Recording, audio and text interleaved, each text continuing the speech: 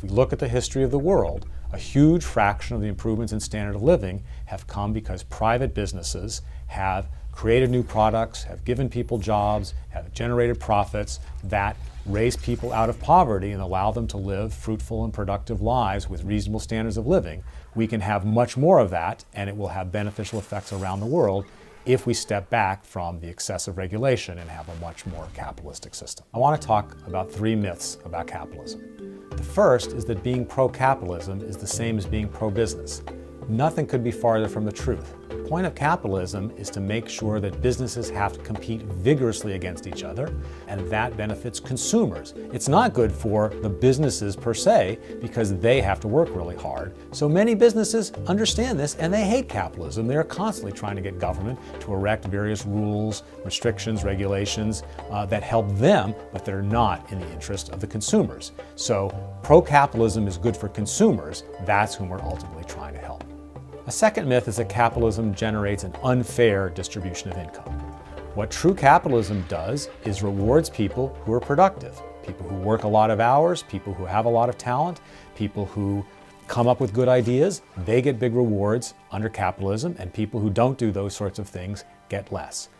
The one negative one might be concerned about is that some people are not able to earn very much left on their own, and so very reasonable people support some anti-poverty spending.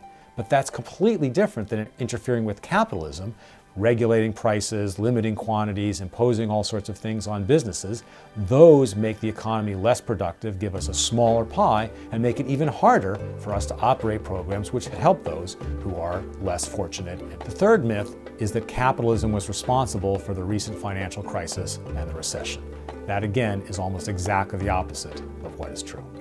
First of all, nobody who's being intellectually honest thinks that we had unbridled, serious capitalism before the crisis hit, before the subprime buildup occurred, before we had all of the housing problems. We had enormous government interventions that subsidized risk, enormous government interventions that encouraged an overinvestment housing. If one's going to try to draw any conclusions, it seems to suggest much more clearly that interfering with capitalism generates financial crises, generates recessions, because what we experienced was directly related to the incentives for excessive risk-taking, the incentives for overinvestment in housing that were created by government.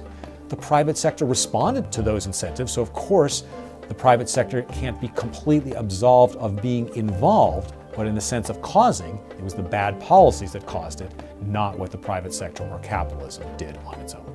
Most importantly, whenever government bail out people who took excessive risk, they encourage people to do more of that in the future. And we unfortunately went a huge way in that direction via the TARP and via all the Federal Reserve policies, which helped Wall Street and the risk takers not have to pay the true price for all the excessive risk taking they engaged in.